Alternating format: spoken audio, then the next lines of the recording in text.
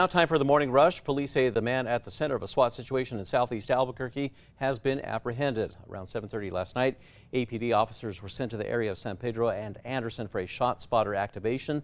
After they arrived, officers were involved in an exchange of gunfire with the suspect.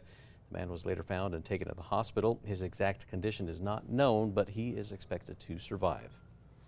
This morning, the Attorney General's office is heading to the state Supreme Court to reverse a decision to overturn the convictions of former Tax and Rev Secretary Demesia Padilla.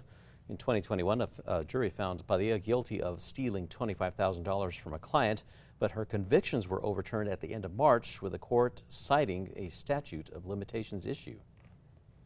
A wildfire in northern New Mexico is now at 1,000 acres in size and 0% contained. The Las Tussas fire near Sapello is north of Las Vegas and not far from the Hermit's Peak Calf Canyon burn scar. While the State Forestry Division says that some structures have burned and others are threatened, highways 94 and 266 have been closed. Meanwhile, people in Sapello, Las Tussas, and La Tewa are being told to evacuate. Erica. And here's a look at our school day forecast. It's a chillier start out there. We'll see those temperatures dropping into the upper 40s through the next hour or so. So wear your extra layers. It is going to be a breezy afternoon, a high of 77, but not as windy as yesterday. Some neighbors in Albuquerque's Barelas neighborhood, they are unhappy this morning as a developer makes plans near the rail yards. The plans include affordable housing, retail spaces, and a tap room.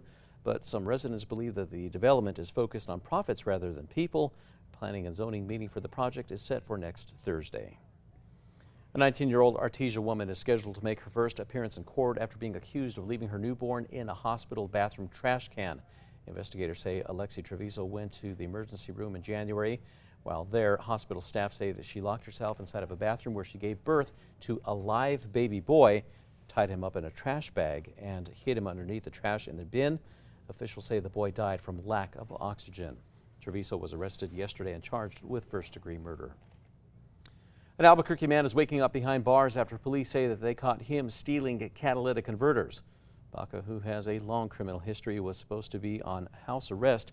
This is after pleading guilty to drug and property damage charges. But investigators say that he cut off his GPS tracker in January and disappeared. That is Jordan Baca. He is now facing larceny charges in this latest case. Erica. All right, a check on traffic. The threat index. It is going to be moderate today, as we'll see high fire danger in eastern New Mexico and also some high wind gusts up to 50 miles per hour. Title 42, a pandemic-era public health measure that allowed the U.S. to quickly expel migrants because of COVID-19, expires today. The Biden administration is rolling out new rules meant to curb border crossings into the country. Officials in El Paso are getting ready for the increase, with plans to use unoccupied schools as temporary shelters. Prosecutors are saying that New York Representative George Santos relied on deception to get himself elected. In a 13-count indictment, prosecutors detailed an alleged scheme by Santos to solicit funds from campaign donors. They say that Santos spent the money on personal expenses and credit card payments. Yesterday, Santos was released on bond after pleading not guilty. He is scheduled back in court on June 30th. Erica. All right, now a check on traffic. Well, the maps are clear, no major slowdowns or accidents. And Tracker is going south on I-25 near MOK, where everything looks to be moving at speed. Theater students at the Bosque School, they got to learn from some of the cast and crew of the hit Broadway show Hamilton. 40 students got to take part in a dance workshop that was led by a Hamilton cast member, as well as a tech workshop with a stage manager for those interested in behind-the-scenes work. The drama department originally set up the workshops for early 2022, but a COVID outbreak forced the production to postpone it.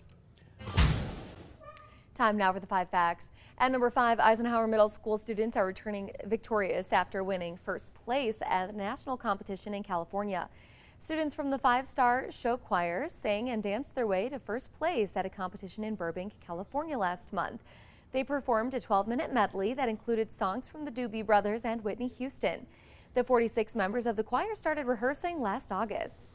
At number 4, a wildfire in northern New Mexico is now at 1,000 acres and 0% containment. The Las Tussas fire near Sapello, north of Las Vegas, is not far from the Hermit's Peak Calf Canyon burn scar.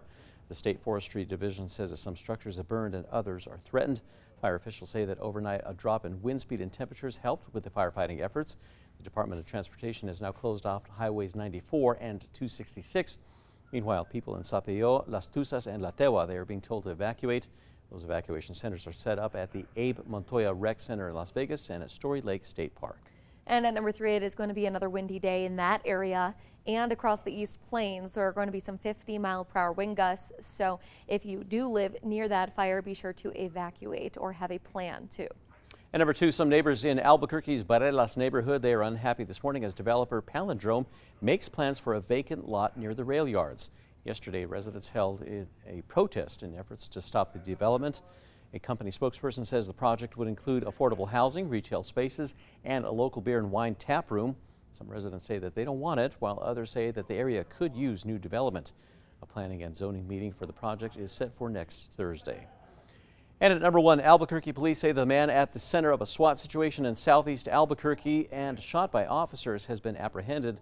APD Chief Harold Medina says that around 7:30 last night, officers were sent to the area of San Pedro and Anderson, that is north of Gibson, for a shot spotter activation. Shortly after they arrived, officers were involved in an exchange of gunfire with the suspect, and tactical officers were able to find him and take him to the hospital. His exact condition is not known and identity not released.